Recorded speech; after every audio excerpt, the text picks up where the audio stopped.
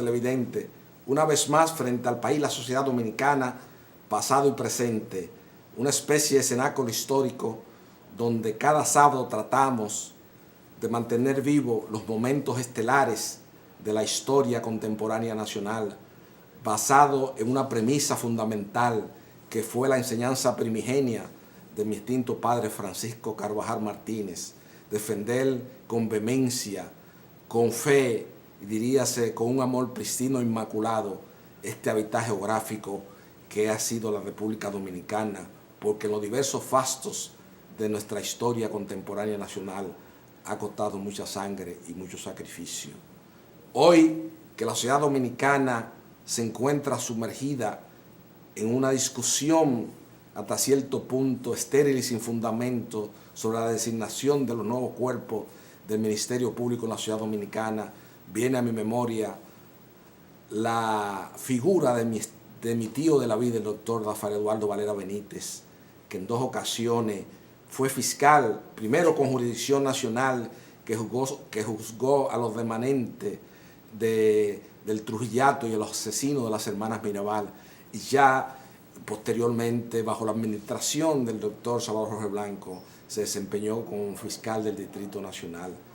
Hoy, precisamente, que la sociedad se aboca a esos temas y que esta noche vamos a tratar con mucha profundidad con un abogado de cierta importancia en la apertura y la democracia, como es Sergio Germán Medrano, y que precisamente frente a la historia contemporánea nacional tiene ese mérito que él quizás por su proverbial humildad no reivindica ante el país, que él ese mérito de haber pertenecido a esa generación que en un momento determinado de nuestra actividad histórica fue la que representó la dignidad y el decoro. Cuando había una juventud con una conciencia crítica depurada, cuando independiente o no de lo que diga Andrés L. Mateo, Mito y Cultura en la era de Trujillo, había una reminiscencia de la escuela ostosiana de la era de Trujillo en esos jóvenes de la generación del 14 de junio. Y precisamente eso es uno de los temas fundamentales de que esos jóvenes hayan dado ese valor y que esté figurado en el complot de velado. Es una reminiscencia en parte de esa formación que se recibió, porque hoy día lamentablemente eso ha ido en un proceso totalmente de involución y la sociedad dominicana hemos visto, partiendo de ciertos hitos históricos, hemos entrado en un proceso de involución severa. Con Sergio Germán Medrano vamos a abocar esta noche a tratar esos temas precisamente de la contemporaneidad que tienen tanta incidencia en la sociedad dominicana y sobre todo donde yo entiendo, y ha sido mi posición pública desde las entrevistas que me hacía el historiador y periodista don Víctor Grimaldi, que muchas entidades de la sociedad civil siempre que se presentan estos concursos para sustituir auxiliares de justicia siempre quieren manipular y siempre hacen un cuestionamiento, ¿no? Siempre están inconformes. Era el clásico bucagoterismo que hablaba mi extinto padre Francisco Carvajal Martínez en su última presentación ante el país en compañía de un dominicano de sección como fue don Freddy Verascoico en aquel programa de Punto Final. Con don Sergio Germán Medrano nos vamos a abocar a estudiar estos temas de la contemporaneidad luego de la primera pausa de pasado y presente esta noche frente al país y la sociedad dominicana.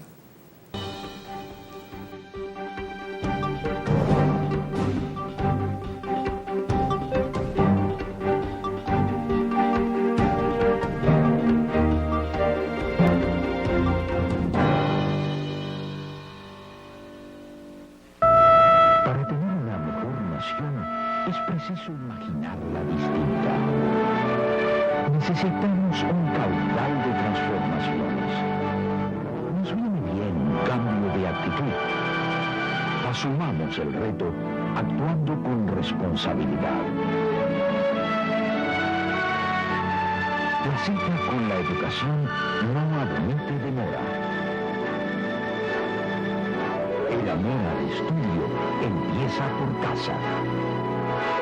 Daremos color a nuestros sueños, mostrando al mundo nuestros valores como pueblo.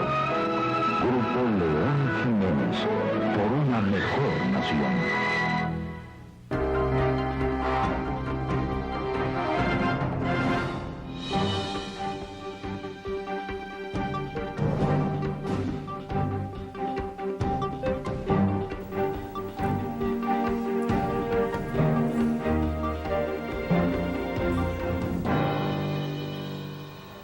Como habíamos señalado en el proemio de pasado y presente, y como ya una costumbre establecida en esta segunda etapa de pasado y presente del país y la ciudad dominicana, me acompaña una vez más el destacado amigo, abogado y luchador antitrujillista Sergio Germán Medrano. Buenas noches, don Sergio.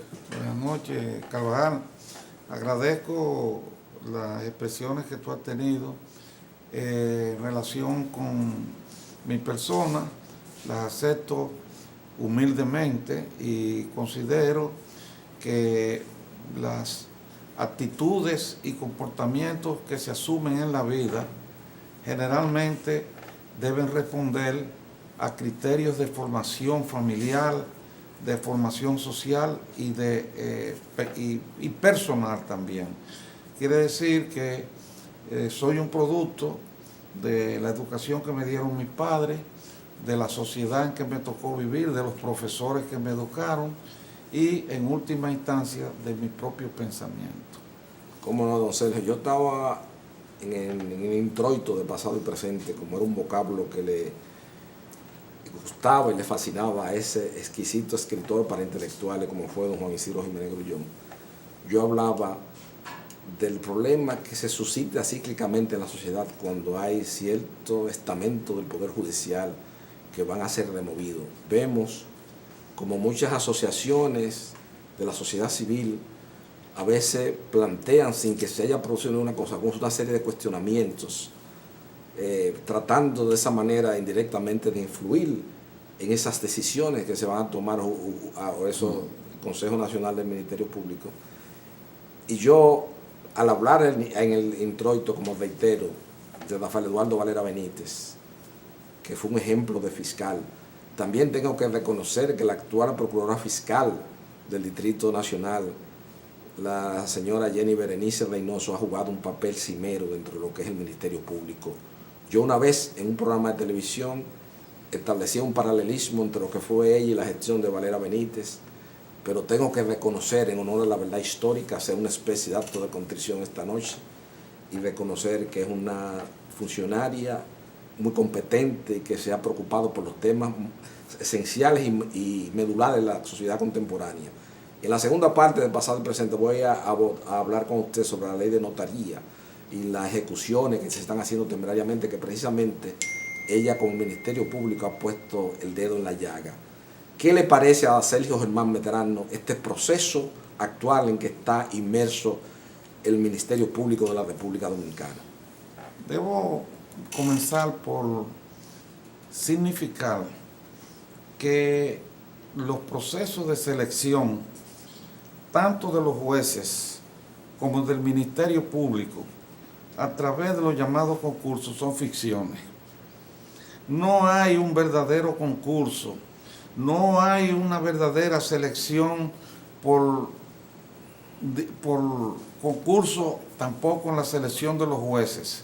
Anticipadamente ya eso está acordado y decidido. Se sabe que son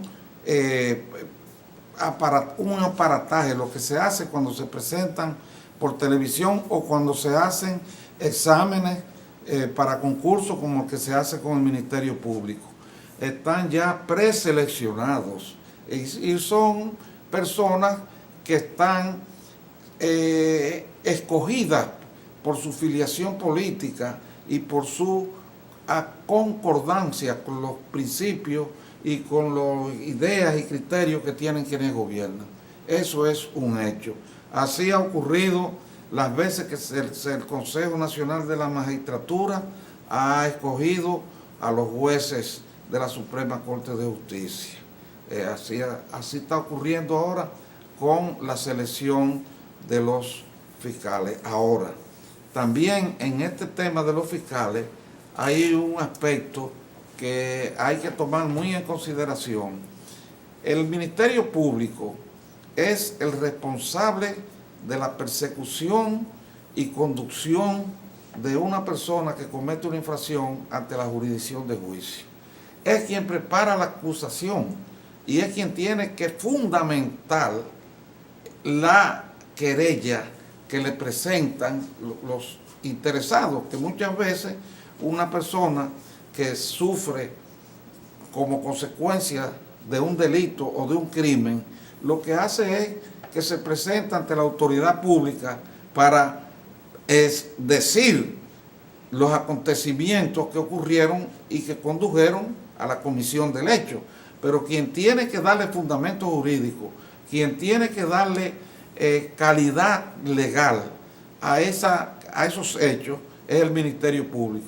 De ahí que la selección del Ministerio Público por conveniencias políticas o por conveniencias personales de quienes los están seleccionando le puede causar un daño inmenso a este país. Porque si no se escogen personas preparadas, si no se escogen personas capacitadas, va a haber un desenfreno en el delito. ¿Por qué lo va a haber? Porque constantemente los jueces no encontrarán en la querella el fundamento probatorio para mantener la acusación durante la instrucción del proceso. Durante la ventilación del proceso en la jurisdicción de juicio. Claro. Porque el derecho penal es un derecho de prueba fundamentalmente. Prueba. Pero además de prueba... Y yo creo que también cuando se hizo la reforma del 2004 con el nuevo Código Procesal Penal, creo que al eliminar la íntima convicción del juez también, en esa constitucionalización de las normas procesales, creo que nos alejamos de una tradición jurídica muy importante, porque ahora es muy difícil en términos probatorios, por la misma peculiaridad y escasez material del Ministerio Público, a mantener una acusación de fondo de acuerdo a los métodos de prueba, a las pruebas admisibles en el nuevo proceso penal. Usted lo sabe. Aquí hay gente que el rumor público lo señala, ese índice acusador de que ha cometido graves delitos, crímenes y delitos contra el Estado Dominicano, contra el patrimonio nacional, y eso es vox populi, y en el aspecto probatorio del procedimiento que señala la normativa procesal penal, no se le puede probar bajo ninguna circunstancia. Tenemos que también hacer un acto de reflexión, de seriedad, en honor a los jueces, porque muchas veces se dice, mira, tal juez, ese es un juez penal, pero lo que pasa es que el Ministerio Público, por la deficiencia que usted ha señalado, no sustenta procesalmente la acusación en la jurisdicción de juicio. Bueno, es un aspecto, porque la prueba no se basta a sí mismo. La prueba debe ser encuadrada, enmarcada dentro de la conceptualización jurídica que establece la ley. Y si tú tienes Ministerio Público que tiene la prueba, pero que no conoce cuáles son los elementos constitutivos de la infracción a que corresponde esa prueba, ¿cómo lo llevan ante el juez? ¿Cómo lo sustentan? ¿Cómo lo sustentan si no conocen los elementos constitutivos? Sí. Entonces, eso ocurre. Entonces, tienen que saber, esos ministerios públicos tienen que saber mucho derecho penal, no solo derecho procesal penal, sino también mucho derecho penal. Haber estudiado todas las infracciones y cada vez que se le lleva un hecho, calificarla dentro del marco que establece la ley como abuso de confianza, como estafa, etcétera, etcétera. Saber cuáles son las diferencias entre uno y otro. Claro, pero y presentárselo al juez con las pruebas y la calificación y la conceptualización jurídica.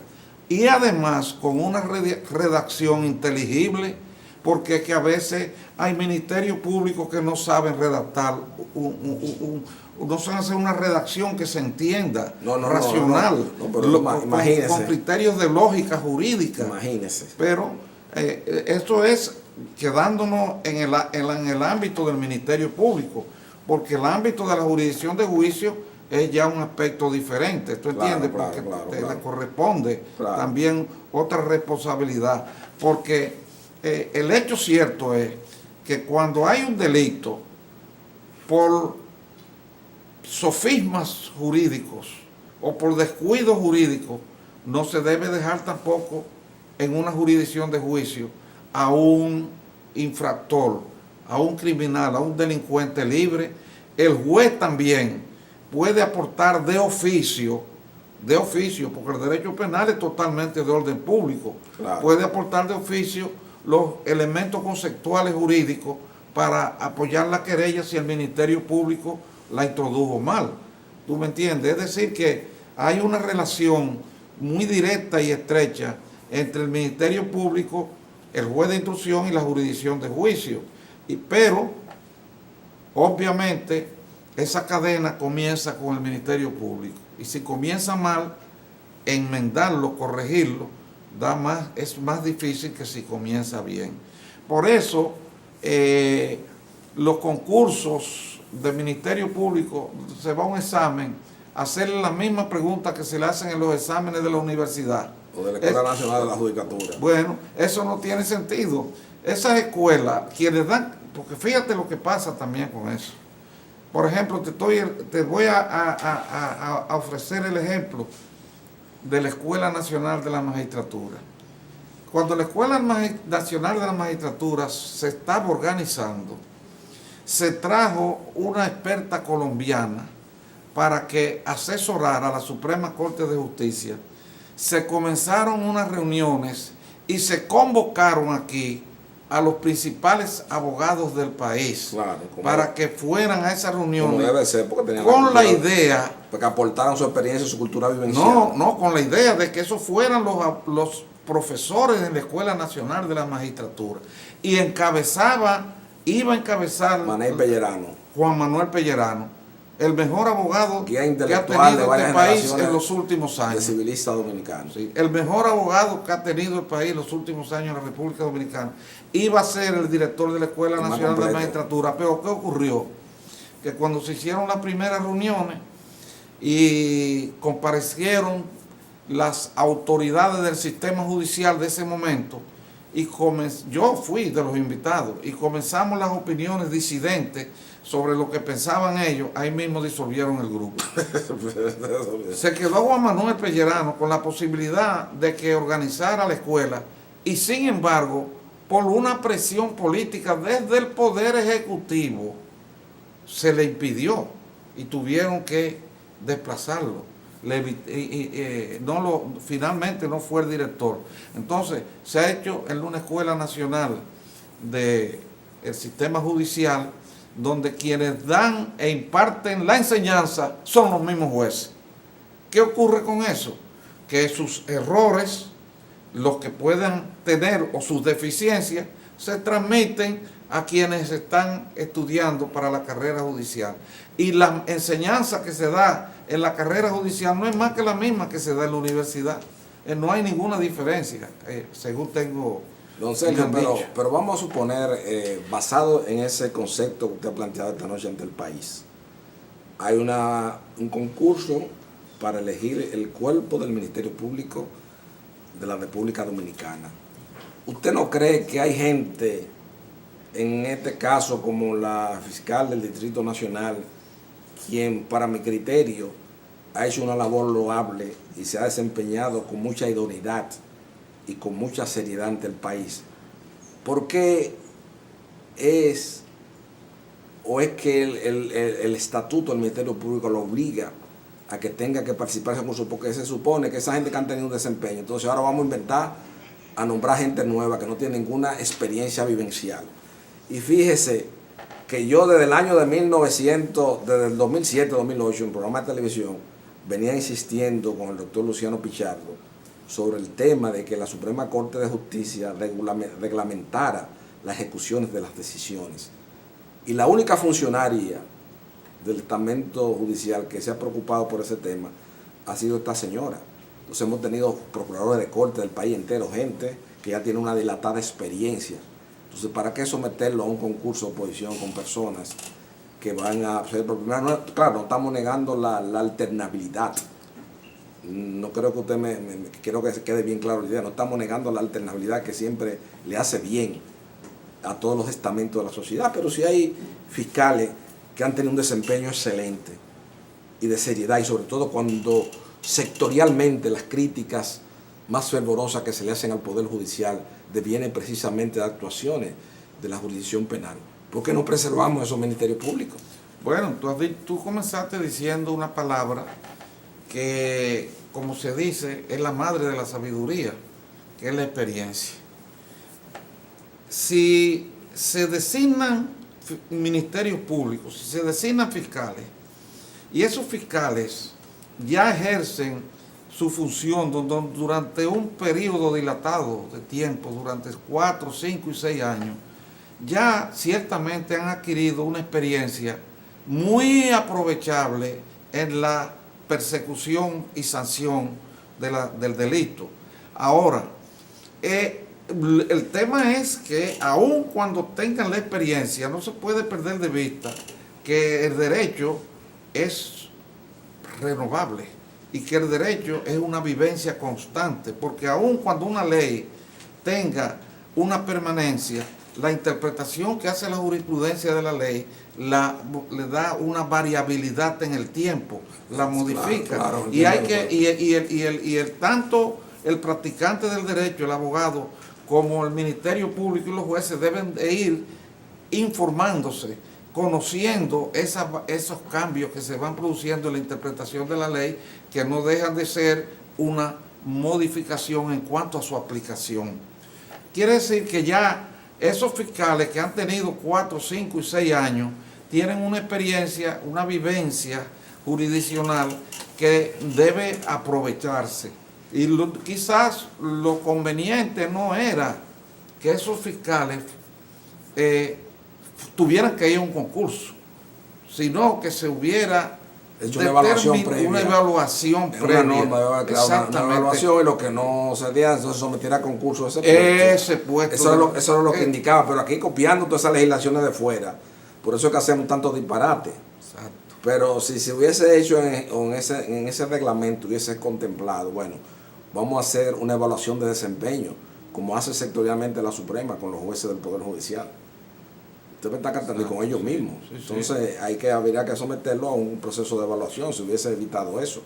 Pero ya ahora comenzamos. Pero lo que a mí más me preocupa, don Sergio, y es un tema de cómo muchas entidades de la sociedad civil quieren manipular los nombramientos a lo interno del Poder Judicial. Y aquí se eligió un juez para sustituir a Rafael Luciano Pichardo, que de acuerdo a mi criterio, y lo digo responsablemente frente al país, aunque esa persona goza del aprecio y gozaba del aprecio de mi extinto padre Francisco Carvajal Martínez, como amigo íntimo que fue de Julio César Castaños Espaillat, yo creo que la sociedad dominicana dio un cambio muy radical de poner al presidente de la Cámara de lo Civil de la Suprema Corte, a Julio César Castaño Guzmán, por Rafael Luciano Pichardo. Entonces, esos son de los tipos de los arreglos que en este país se deben evitar, porque hemos entrado en un proceso de involución y por eso son las críticas sectoriales al Poder Judicial, porque es que no se tiene cuidado con los nombramientos. Ahora mismo hay una inquietud al interno del Poder Judicial con la convocatoria del Consejo Nacional de la Magistratura que hará el presidente de la República a finales de año, porque se van varios jueces del Tribunal Constitucional y la misma, tengo entendido que el mismo presidente de la Suprema Corte de Justicia va a ser evaluado, pero ya la gente que suenan como posible sustituto de Mariano Germán Mejía no tienen los credenciales de acuerdo a mi criterio ante el país para ocupar esas funciones jurisdiccionales, lo que indica que va a primar el mismo criterio político. Yo he señalado ante el país, y basado en las lecturas mías de un dominicano de sección como fue don Juan Ducudrey, que junto con su hermano Felicerio Ducudrey fundó el primer partido que hubo aquí, la Juventud Democrática, que aglutinó una serie de personas de la sociedad dominicana, de destacados notables luchadores, que publicó sobre Leonel Fernández El difícil arte de la sencillez, hablando de las figuras y las cualidades que adornan a Leonel Fernández, y que indudablemente, como yo he señalado, ha sido el político más exitoso de la transición de la dictadura a la democracia. Pero yo entiendo que él tiene un fardo luminoso, porque todos los que han ido convocando el Consejo ponen a una serie de abogados de ponerse de mojiganga, cuando ya previamente, antes de antelación, se tiene ya preseleccionado. Entonces, el país eso no le hace bien, y por eso es que ciertos organismos internacionales que miden sectorialmente el comportamiento de la justicia dominicana y de otros estamentos nos dan tan baja calificación, porque somos nosotros mismos cuando hemos buscado eso. Lo que ocurre es que, como ya dijimos hace un momento, al haber una selección predeterminada, preestablecida, que no es un verdadero concurso, ni es una verdadera búsqueda de talento, sino ya un acuerdo preconcebido. Las instituciones de la vida civil, los partidos políticos, los empresarios, todo el mundo quiere que le nombre su fiscal, que le nombre su juez. Claro. Buscan personas allegadas y que puedan defender sus intereses por encima de los criterios de la ley y de los criterios de la equidad y la ecuanimidad. Claro. Entonces, insisten y presionan para que esos órganos, dígase, el Consejo Nacional de la Magistratura y los que seleccionan los fiscales, el Consejo del Ministerio Público, señalen y designen finalmente a las personas que le conviene a cada uno de esos grupos y personas. Pero fíjense que no es casual, don Sergio Germán Medrano, que aquí hay gente que en nuestra sociedad viven esgrimiendo a diario en diversos medios de comunicación, transparencia, y son los principales abogados que se benefician de los contratos de la profesión liberal de abogado de grado a grado, porque busquen todos los estamentos de los que han participado en la sociedad civil y búsquenlo ahí como están, que terminan siempre plagados del gobierno. Aquí había un abogado que nunca en su vida había figurado ni siquiera en una decisión de un juzgado de paz.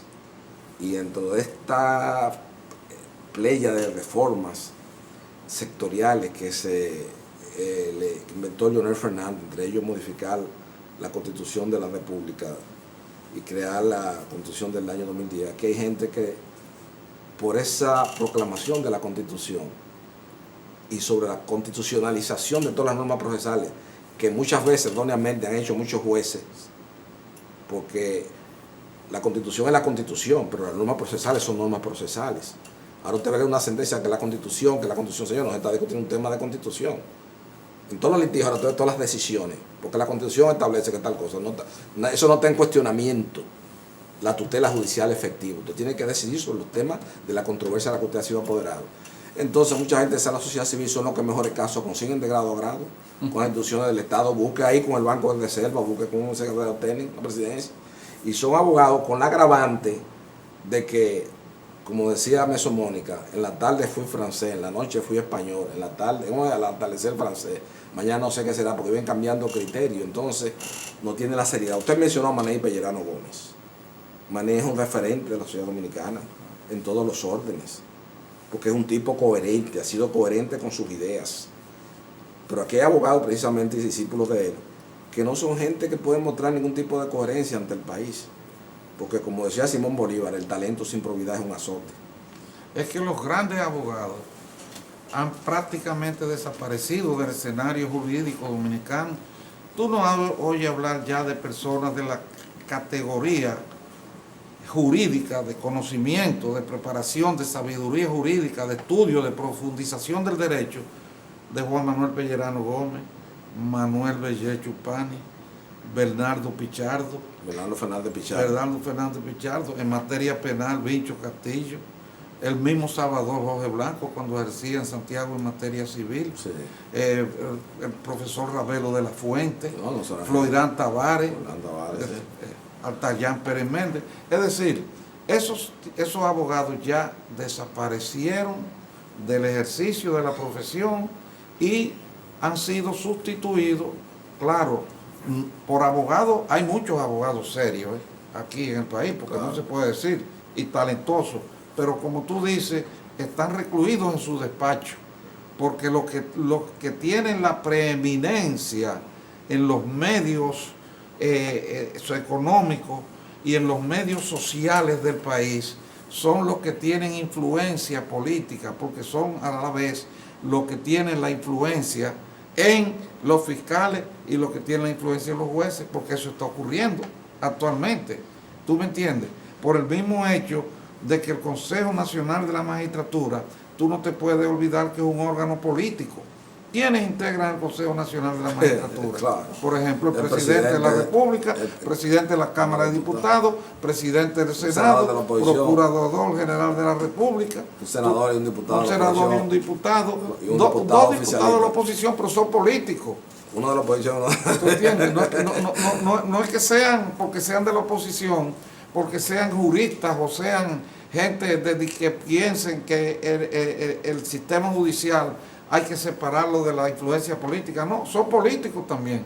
Y también esos de la oposición quieren llevar sus jueces y también quieren llevar sus fiscales. Si tú buscas la composición del Consejo Nacional de la Magistratura en Francia, tú te vas a encontrar con que ahí están rectores de universidades, presidentes de sindicatos. Sí, pero eso, escúchame que lo interrumpa. Ok, pero eso aquí en esta vista geográfica eso no va, porque mire, Pepín Codipio ha puesto en el Premio Nacional de Literatura a todos los rectores de la universidad, oiga bien, y yo creo que la mayoría de los rectores que están ahí no han leído ni siquiera los capítulos que se le olvidaron a Cervantes, el licenciado Américo Castro. Y todos los años eligen gente sin ningún mérito para tener un Premio Nacional de Literatura. En un país donde se premia a Lupo Hernández Rueda, donde se premia a Antonio Fernández Spencer, donde se premia a Víctor Villegas, en el cultivo de género de la poesía, hay que tener mucho cuidado aquí en los premios se dan. Y hay muchas veces, mira ahora mismo en el Premio Nobel de Literatura, los problemas que hay en la Academia Sueca, porque ahí llega un momento, en serio, que las cosas no aparecen en esos referentes. Y hay que darle una cosa. Pepín ha descansado en ese premio que él lo ha hecho de manera muy loable, y que este humilde servidor, en un comentario que hice en televisión sobre Juan José Bella Faura, como él le confesó a Cándido, ejerció una marcada influencia espiritual en él, para que él decidiese instaurar esos premios de República Dominicana, porque él decía, por ejemplo, cogemos el libro de Abelardo Nanita, ¿quién es Santo Domingo? Decía Pepín, en una reflexión muy profunda, ¿quién se iba a recordar de él? Que él era el hombre más rico de República Dominicana 50 años después de su muerte, y ha hecho una labor loable.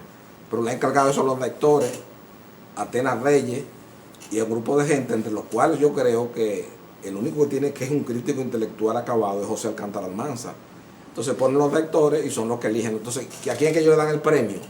Al intelectual que más cabildeo da con los rectores cuando va a la votación. Bueno. Por eso en República Dominicana, está bien que en Francia eso sea así, pero excusen la digregación. Pero aquí no lo ponga porque estamos peor que como estamos entonces. Pero espérate, yo te pongo el ejemplo de Francia precisamente para contrastarlo con lo que se hace en la República Dominicana, en el sentido de que se copia la institución francesa, el Consejo Nacional de la Magistratura de Francia, pero a diferencia de la composición y organización de ese Consejo Nacional de la Magistratura, aquí se hace a contrario, de una manera totalmente diferente. ¿Qué se hace aquí? Aquí lo que se hace son que se designan los mismos elementos, los mismos estamentos del poder político para que designen a los jueces, contrariamente allá, donde se excluye al poder político para que sean los verdaderos representantes de la sociedad los que cojan a los jueces, para que no puedan los jueces estar influenciados. ¿Tú entiendes? Además, te voy a decir otra cosa. No es solo el tema de escoger los jueces, es también a quienes se escogen. Porque tú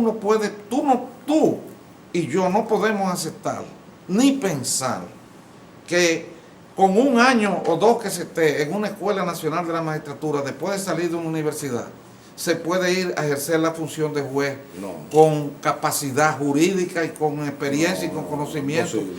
¿Tú quieres que te dé un solo ejemplo? En Inglaterra, por ejemplo, para acceder a la función judicial, para ser juez y para entrar a la escuela de la magistratura, se necesita haber ejercido la profesión de abogado durante 12 años.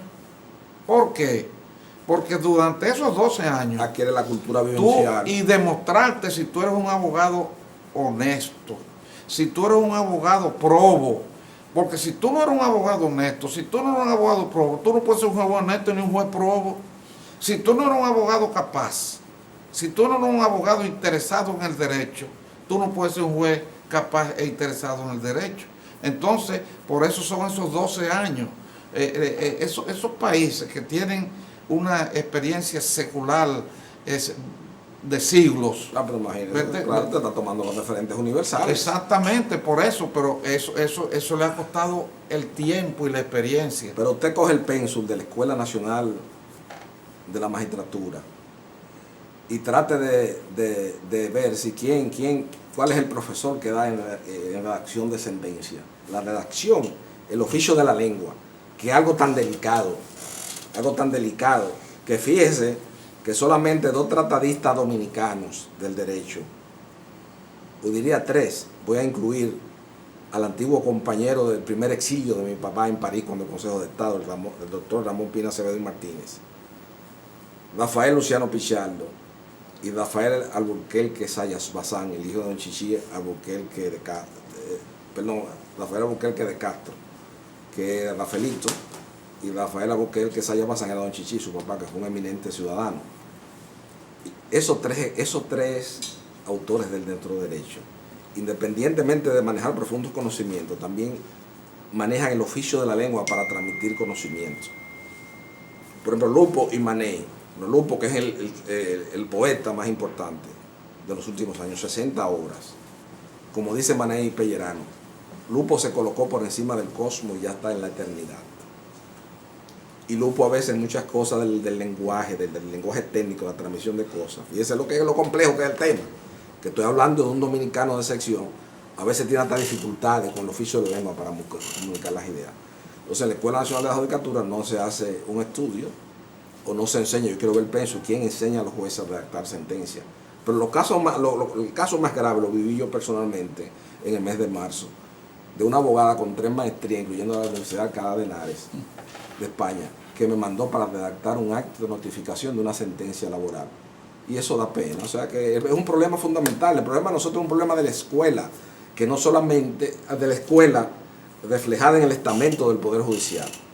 Don Sergio, vamos a hacer ahora la segunda pausa de pasado y presente y luego continuaremos conversando sobre estos temas tan interesantes para coadyuvar a que el hábitat geográfico dominicano sea más apto para la vida humana.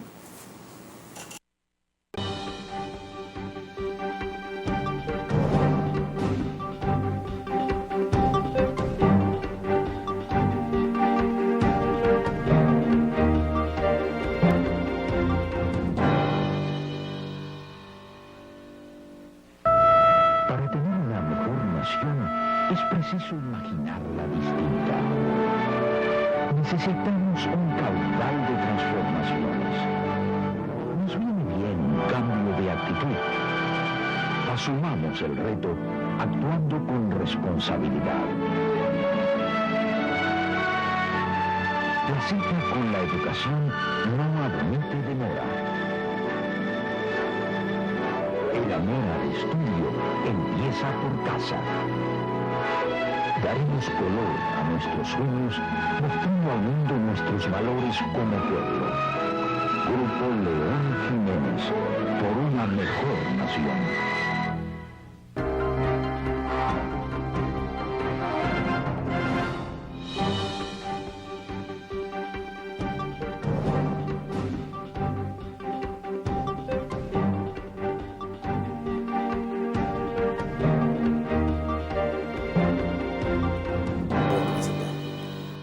Bueno, amigos televidentes, también ya en la parte final de pasado y presente hay un tema en el lugar que yo quería que don Sergio Germán Medrano, como un depurado procedimentalista civil del derecho dominicano, nos trate, porque es un tema que es inherente también no solamente a los abogados, sino diríase a la paz social de la República Dominicana, y tiene que ver con la nueva ley de notaría, las funciones que se le dan, las atribuciones que se le dan a los notarios para que hagan ciertas ejecuciones, y eso en la República Dominicana ha traído una serie de problemas, porque por una decisión que tiene condenaciones pecuniarias de 50,000 pesos, viene y produce un desplazamiento de bienes por valor de 3 millones de pesos. Entonces yo quiero que usted hable, don Sergio Germán Medrano, ya en la parte final de pasado y presente sobre ese tema. Bueno, aquí se hizo una reforma de la ley del notariado que todavía hoy en día está sujeta a discusiones y sujeta a la necesidad de una modificación profunda y extensa. Por ejemplo, ¿cómo tú me vas a decir a mí que un notario público, como tú acabas de decir, sea el que tenga el monopolio de los embargos, de hacer los embargos. En primer lugar, el embargo es una operación que requiere la participación de la fuerza pública, requiere la participación de una persona que tenga fe pública. Por eso estaba en manos de los alguaciles. Los alguaciles están designados y son parte del sistema judicial. Es decir, cuando el alguacil actúa, está actuando la justicia. Es el sistema judicial el que está actuando. Cuando el notario actúa, él no está investido de la función judicial del Estado. Claro. No es el Estado el que está representándose en la acción del embargo. Eso ha traído como consecuencia no solo problemas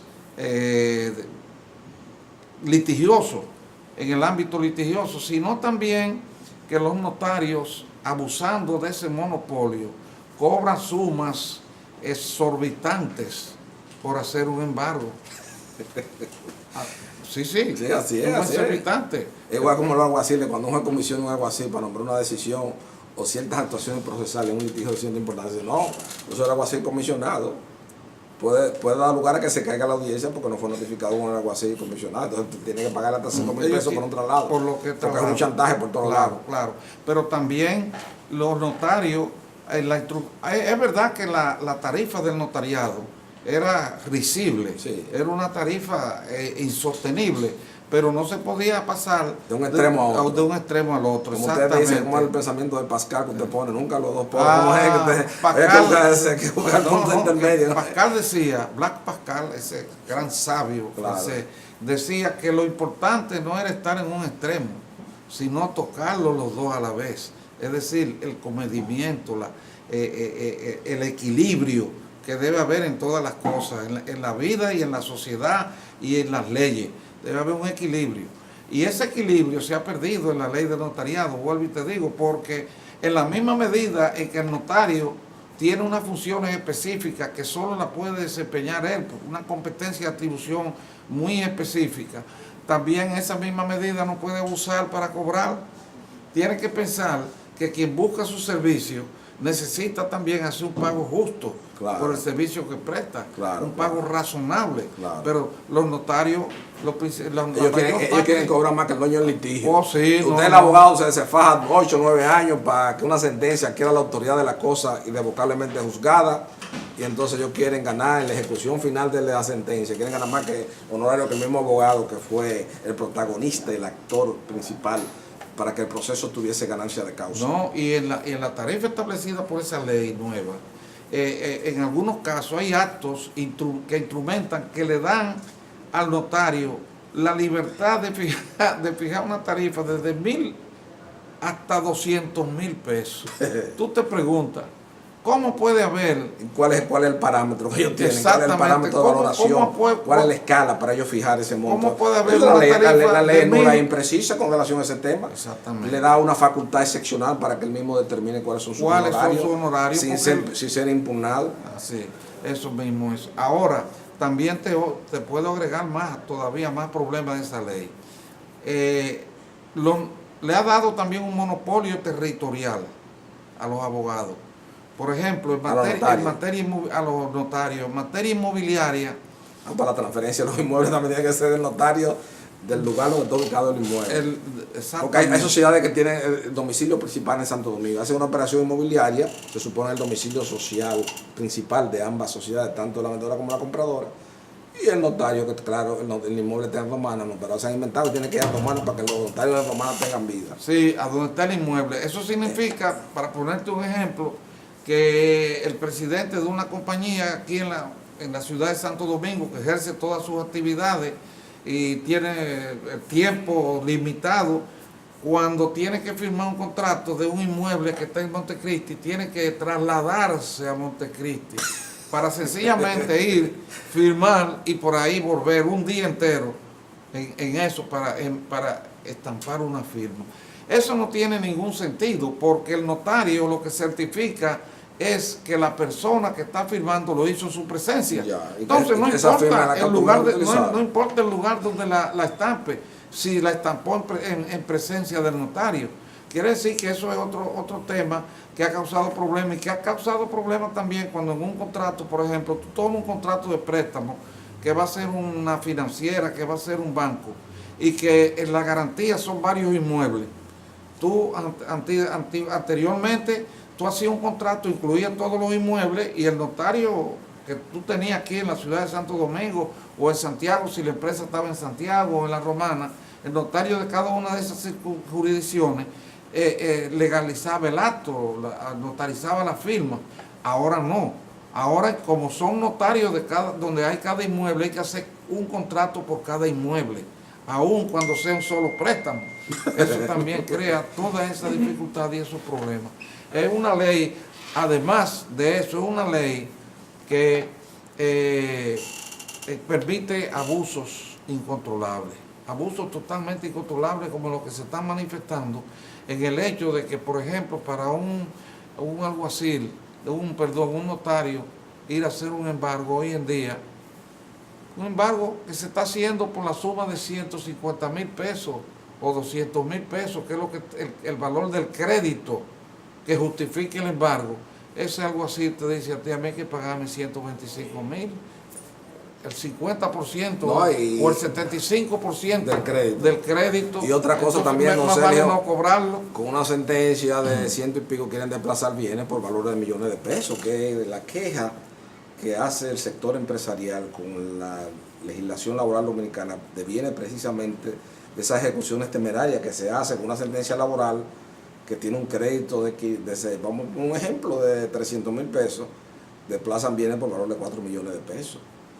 Sí, eso ocurría también con los alguaciles. Eso ha sido un abuso reiterado en materia de embargo en la República Dominicana, porque cuando tú tienes un crédito, tú debes embargar en bienes proporcionalmente, directamente proporcionales con ese crédito, de modo que si tú, un deudor, ¿verdad?, de 50,000 pesos.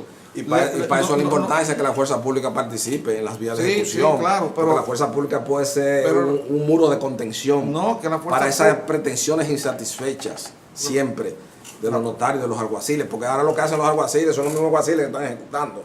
Y la misma compañía, que hay gente que se dedica a ejecutar, y que son alguaciles y abogados, que son muy temerarios, como usted dijo. Falta de ética.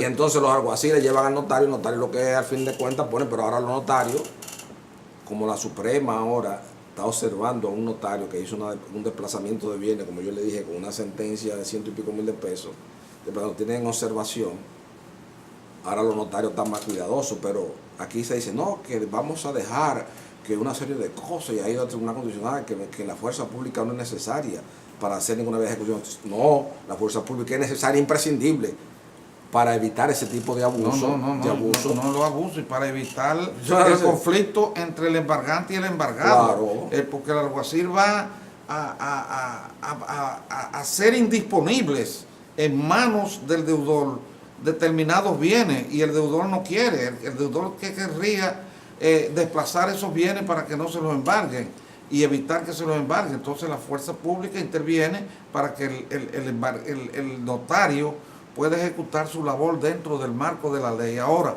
yo entiendo que no ejecuta su labor dentro del marco de la ley cuando va a embargar bienes muy superiores al valor del crédito. Eso no puede ser. Ahora, naturalmente, la ley tiene un recurso, una reducción del embargo. Sí, pero es otro litigio aparte, ¿no? Un litigio totalmente es otro litigio aparte, de 10 o 12 años. Y otra cosa, óyeme, las neveras se oxidan, claro, los carros se oxidan, todo se oxida durante ese litigio sin poderlo mover por la indisponibilidad del embargo. No, y hay gente que le dice, miren señores, por ejemplo, quieren desplazar un vehículo, como un caso con un cliente mío. Ese vehículo no está titulado a nombre del sujeto pasivo de obligación de pago contenido en la sentencia.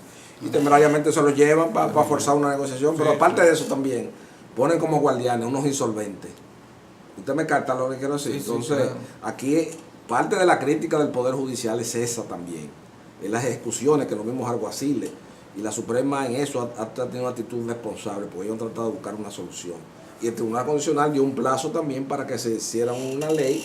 Lo que pasa es que yo no me entiendo, en un país con todas esas incongruencias que tiene la ley notaria, yo no sé dónde estaban los legisladores cuando pasó ese proyecto de ley. Porque la misma Suprema se opuso formalmente. Porque el presidente de la Suprema ha tomado un papel activo. Entonces, y suerte que hay unas disposiciones transitorias que no está el cuerpo completo de la ley puesta en vigencia. Porque acuérdense que ellos tienen un papel también de seguridad que cuesta qué sé yo cuánto, para que solamente son los notarios. Entonces, quieren reglamentar una serie de cosas que van a subir los costos de los contratos, una serie de cosas que, como usted señala, que uno se pone a pensar, pero ¿cómo eso pasó aquí? ¿No?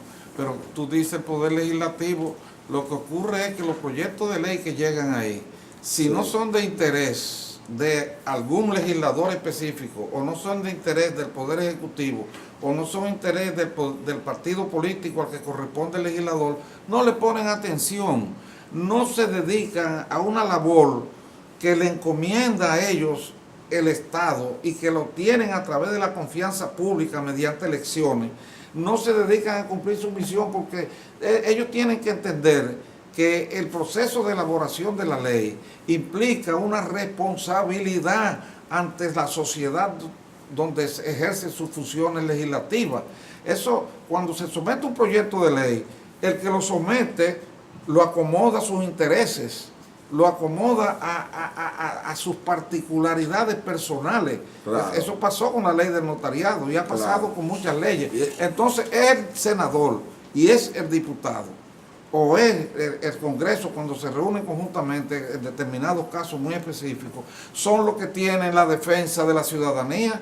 Esos son los que tienen que vigilar y cuidadosamente y estudiar cuidadosamente cada proyecto de ley para que no aprueben y promulguen leyes después el Poder Ejecutivo que tampoco le interesa, si no es de su interés político o económico de los grupos que lo sustentan, para que no puedan ser esas leyes aplicadas en una sociedad.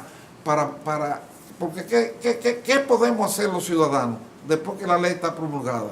Cumplirla, someternos a la ley. Al imperio de la ley. Entonces, antes de que esa ley pueda dañar el cuerpo social, antes de que esa ley pueda ser perjudicial para la sociedad, está el filtro del Poder Legislativo, y para eso el Estado le paga muy bien a los legisladores. Sí, pero los legisladores generalmente lo que están ellos en su proselitismo, buscando protagonismo, y ese tipo de cosas se lo dejan a la. Fíjese, es la misma ley con el asunto del GAFI, que nosotros nos metimos en una ley de lavado de activos que trata, y esa es una de las críticas, que debió haber tenido un periodo transitorio, pero la República Dominicana siempre te dejan todo para último. Como venía una inspección a fin del año pasado, había que entrar en vigencia esa ley. Y fíjese que esa ley persigue una economía que es atípica o informal, como señaló Lupo Hernández Rueda, un 60%, quiere meter en el sector informal en la formalidad, sin hacer un periodo transitorio. Y ha habido muchos problemas en el mercado inmobiliario dominicano. Aquí hay una decepción muy profunda que no se ha estudiado, es eso como consecuencia de esa ley. Usted me capta lo que quiero decir, porque se quiso meter un sector informal de una economía típica que no está regulado desde el punto de vista fiscal, vendedores, trabajadores independientes, que ya no quieren hacer movimiento, y eso ha entrado en una especie de decepción en la economía dominicana, como se conoce esa ley. Estoy muy de acuerdo contigo en cuanto a la precipitación de la promulgación de la ley y de su estudio, pero sí te digo que era una ley necesaria, porque aquí el dinero, producto de la delincuencia, producto del tráfico de drogas, producto de la corrupción política, producto de la corrupción judicial, el dinero producto de las acciones mal ejecutadas, del incumplimiento de la ley, el dinero mal habido, andaba a borbotones, a chorrera andaba en todo el sistema monetario dominicano. Aquí una persona podía presentarse con una maleta llena de dinero a comprar un inmueble, a comprar un carro, pero ¿de dónde vino ese dinero? Lo sudó, lo trabajó, fue el producto de su esfuerzo personal, fue el producto de actividades lícitas. No, Claro. Que diga de dónde viene. Don Sergio, ya lamentablemente hemos llegado esta noche al final del espacio de tiempo que es pasado y presente. Y obviamente al oír a los Sergio Germán Medrano, recuerdo cuando mi padre comenzó a hacer la casa paterna de nosotros, donde nos criamos en Arroyo Hondo, en el año de 1968-69, que yo fui con él chiquito. Y toda la pared decía, casa financiada por la Asociación Popular de Ahorros y Préstamos. Ahora hay un lavado grandísimo, que están construyendo miles de edificios de dinero del político, en los cacicagos, en todo tipo de cosas. Y eso de esa ley es un sofisma que no quieren aplicar a nosotros. Pero esa ley, al fin de cuentas, en el espacio y en el tiempo, se va a revertir en contra de los propios propulsores, porque son los que están acumulando más riqueza en la sociedad contemporánea dominicana. Buenas noches, amigos televidentes. La próxima semana vamos a abordar con don Sergio Germán Medrano un tema importantísimo de la historia contemporánea nacional, como eran los crímenes de diversas personalidades que cometió Rafael Leonidas Trujillo Molina durante su vigencia política en la ciudad dominicana, en el exterior, figuras notables como Mauricio Báez y otra serie de crímenes que vamos a analizar de manera detenida con Sergio Germán Medrano la próxima semana, si el Señor lo permite. Buenas noches, amigos televidentes.